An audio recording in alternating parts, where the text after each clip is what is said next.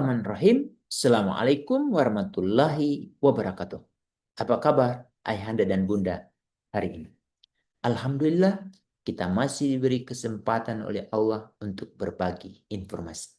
Insya Allah, kali ini di episode yang keempat, kita akan membahas perlindungan anak di pendidikan anak usia dini dan sekolah, termasuk SD, SMP, SMA, SMK, sederajat seperti madrasah ibtidaiyah, madrasah sanawiyah, madrasah aliyah, dan pesantren. Episode kali ini membahas bahwa sekolah aman dibangun oleh sistem, budaya, pengawasan, dan respon yang jelas. Untuk itu, kami mendorong ayahanda dan bunda perlu membaca Permendikdasmen nomor 6 tahun 2026. Segera diunggah atau diunduh di website yang ada.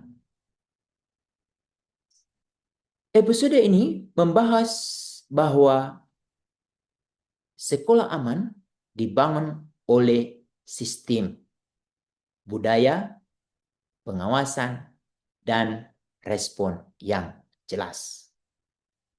Perlindungan anak di PAUD dan sekolah itu bukan hanya sekedar slogan, tapi harus kita pastikan sekolah bisa tampak tertib dan rapi, tetapi belum tentu benar-benar aman bagi anak.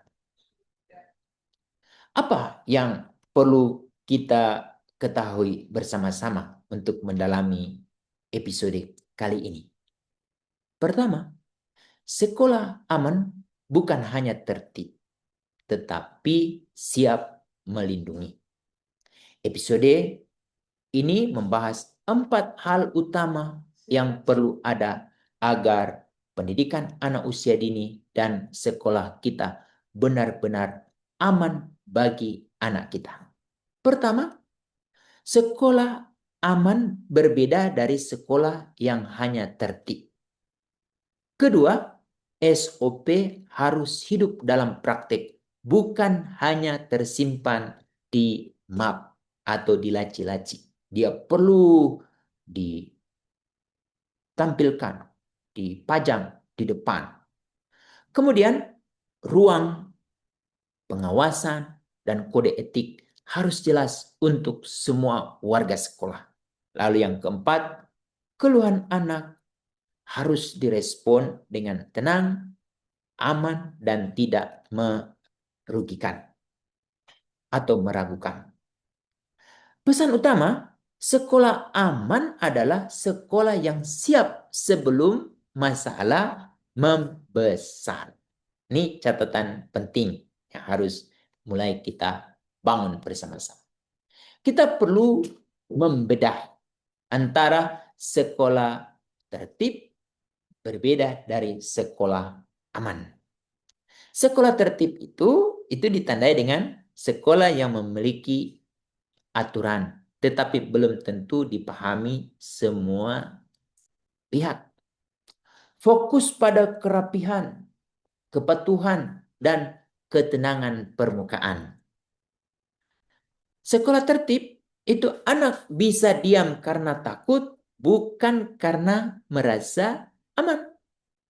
Lalu sekolah tertib itu keluhan anak belum tentu punya jalur respon yang jelas. Sebaliknya kalau sekolah aman itu aturan dipahami, dijalankan, dan diuji dalam praktik keseharian di sekolah. Kedua, anak tahu siapa orang dewasa aman dan kemana harus melapor. Ketiga, pengawasan ruang dan perilaku dilakukan secara konsisten. Tidak mengandalkan CCTV, tapi benar-benar ada pengawasan dari semua pihak. Dari satpam, dari guru, dari kepala sekolah, dari tenaga kependidikan, dari cleaning service atau bagian kebersihan, dari petugas yang ada di kantin. Dan Tambahkan juga petugas yang ada melayani anak-anak dalam pembagian makanan bergizi gratis MBG. Itu perlu. Lalu respon terhadap keluhan, menjaga privasi dan rasa aman anak. Untuk itu, sekolah aman tidak berhenti pada disiplin. Sekolah aman memastikan anak terlindungi secara fisik, secara emosional, dan sosial. Ayahanda dan bunda, ada SOP yang ada di sekolah yang perlu kita ketahui bersama-sama. SOP harus hidup dalam praktik. Standar operasional prosedur sekolah aman harus menjawab alur yang jelas ketika ada risiko atau ada keluhan anak. Pertama, siapa melihat atau menerima informasi. Harus jelas. Kedua, apa yang harus dilakukan saat itu juga. Ketiga, kepada siapa melapor. Berarti di sekolah itu ada petugas yang siap menerima laporan. Lalu yang keempat, bagaimana menjaga kerahasiaan agar laporan itu tidak tersebar ke lingkungan sekitar atau tersebar melalui WhatsApp group. Lalu yang terakhir, siapa yang akan menindaklanjuti. Ini yang perlu kita ketahui. Tanpa SOP yang hidup, sekolah cenderung ragu, lambat, atau saling menunggu. Akibatnya, anak justru kehilangan perlindungan saat paling membutuhkan. Ini kalau tidak viral, lalu tidak ditangani. Nanti seperti itu. Untuk itu, ayo baca Permendikdasmen nomor 6 tahun 2023-26. Dibahas bersama-sama dengan anak dan komunitas yang ada di rumah, di sekolah, atau di lingkungan. SOP yang baik membuat semua orang tahu perannya. Semua orang tahu langkah-langkahnya. Dan semua orang tahu batas-batas apa yang dapat mereka lakukan. Di sekolah aman, ini yang perlu segera diidentifikasi. Terutama terkait dengan titik rawan di sekolah yang perlu mendapatkan pengawasan dari kita, tapi pengawasannya yang masuk akal. Pertama, toilet dan ruang ganti. Privasi tinggi dan visibilitas yang rendah. Kedua, lorong dan tangga. Perpindahan cepat sering luput diawasi. Kemudian halaman area tunggu. Ramai, mudah terjadi dorong atau ejek. Keempat, sudut sepi dan gudang. Minim pengawasan, berisiko jadi titik buta. Lalu yang kelima, gerbang dan tempat jemput. Di situ momen padat, perlu prosedur yang jelas. Lalu yang terakhir, ruang digital sekolah. Grup chat, unggahan, dan foto anak.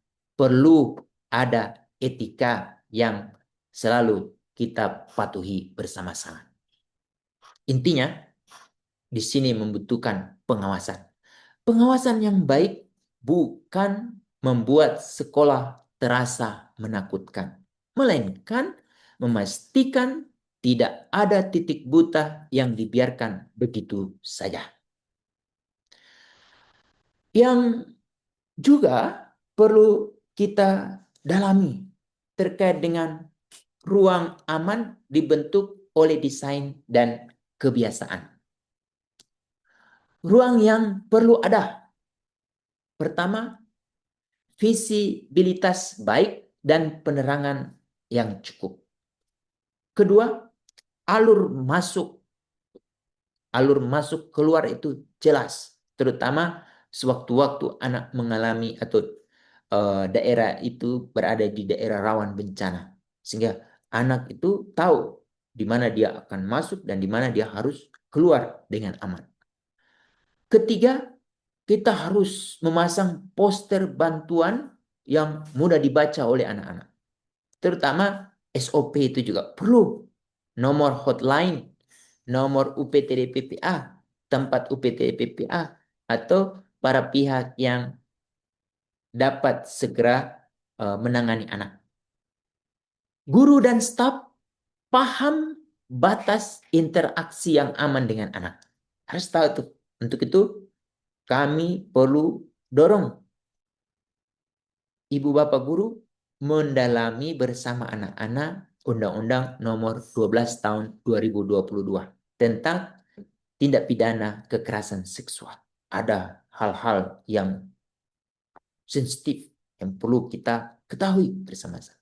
Kemudian jadwal pengawasan pada waktu yang rawan. Di mana nih waktu-waktu rawan? Terutama pada saat anak-anak masuk pagi, pada saat anak mau bubaran, tapi yang tidak kalah penting pada saat anak sudah di kelas, itu biasanya ada titik-titik rawan yang tidak mendapatkan pemantauan. Karena semua pihak yang ada di sekolah sudah pada di tempat tugas masing-masing. Untuk itu perlu piket itu harus selalu terjaga. Yang harus dihindari apa? Identifikasi di mana saja titik buta yang ada di sekolah kita. Kedua, di mana saja ruang yang sepi. Ketiga, mana saja aturan yang samar, yang tidak mudah dimengerti. Ketiga, gurauan yang merendahkan.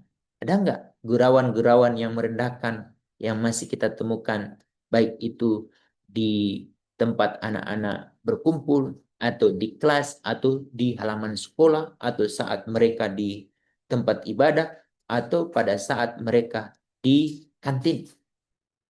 Kemudian keluhan yang sering diabaikan, itu diidentifikasi. Keluhan apa saja nih yang tidak segera direspon. Sekolah aman lahir dari desain ruang yang mendukung, aturan yang jelas, dan kebiasaan yang menjalankan setiap hari. Siapa lagi kalau bukan kita semua yang ada di sekitar anak untuk mempraktekannya. Anak harus tahu siapa orang dewasa aman di sekolah. Harus dia tahu siapa saja. Berharap ya semua warga sekolah itu adalah atau orang-orang dewasa di sekolah itu mendapatkan kepercayaan penuh dari anak-anak kita pada saat mereka berinteraksi itu merasa aman. Salah satu tanda sekolah aman adalah anak tahu harus mendekat ke siapa ketika merasa takut. Pada saat merasa bingung, pada saat merasa tidak nyaman. Untuk itu, pertama, kenalkan semua guru yang ada di sekolah, semua wali kelas, lalu staf yang menjadi titik aman. Siapa ini? Satpam kah? Penjaga kantin kah? Kemudian teman-teman yang menjadi petugas kebersihan. Lalu jelaskan kapan anak boleh mendekat dan kapan anak boleh meminta bantuan. Yang terakhir, ini butuh dilatihkan. Latihkan kalimat sederhana. Bu, saya takut. Pak, saya mau bicara. Kalau ini kita temukan dari setiap anak kita, insya Allah kita akan menemukan anak-anak itu semakin percaya pada diri kita. Untuk itu, ayahanda dan bunda di rumah, bapak ibu guru di sekolah, anak perlu mendengar pesan yang sama kamu boleh mencari bantuan ketika merasa tidak aman. Untuk itu, kita kenalkan siapa mereka itu. Cara untuk merespon keluhan anak. Dengarkan, tenangkan, lindungi. Untuk itu, ada beberapa hal yang perlu dihindari dan ada beberapa hal yang perlu dilakukan. Respon yang perlu dihindari. Langsung meragukan cerita anak. Hindarkan. Kedua, memarahi atau menyuruh anak, diam kamu. Bisa-bisanya kamu. Hindari. Bertanya terlalu detail di depan orang lain. Biarkan itu menjadi jatah tugas teman-teman kita yang diberi amanah oleh negara yang berada di UPTD PPA. Membahas cerita anak sebagai gosip sekolah, itu hindarkan. Karena itu yang akan menjadi persoalan baru lagi. Lalu respon yang perlu dilakukan oleh setiap orang dewasa atau oleh teman-teman sebaya anak-anak di sekolah atau yang ada di rumah, dengar seperlunya dan jaga nada tetap tenang. Yakinkan anak bahwa ia sudah benar mencari bantuan. Jaga privasi dan amankan situasi lebih dahulu. Lalu yang tidak kalah penting, lanjutkan ke jalur SOP dan pihak yang berwenang. Dalam hal ini adalah, sekali lagi, UPTD PPA. Anak lebih mudah bercerita ketika ia tidak takut dipermalukan atau tidak dipercaya. Ini yang perlu kita sadari bersama-sama, yang perlu kita pahami bersama-sama. Penekanannya adalah sekolah aman adalah sekolah yang siap sebelum masalah itu membesar. Sebelum masalah itu viral. Begitu, ayo cek satu titik rawan yang paling sering luput diawasi. Kedua, pastikan anak mengetahui satu orang dewasa aman di sekolah. Ketiga, uji apakah SOP benar-benar dipahami, bukan hanya disimpan.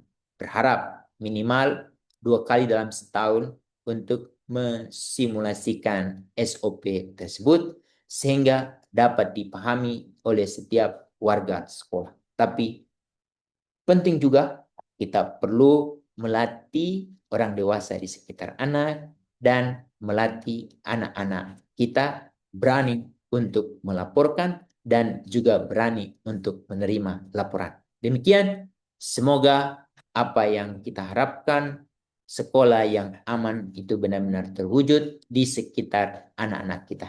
Semoga apa yang kami sampaikan hari ini bermanfaat dan mendapatkan berkah dan ridho dari Allah yang selalu dan terus-menerus memberikan cahaya kepada kita yang hari ini sudah lembut kepada anak-anak, semakin lembut lagi. Demikian, Assalamualaikum warahmatullahi wabarakatuh.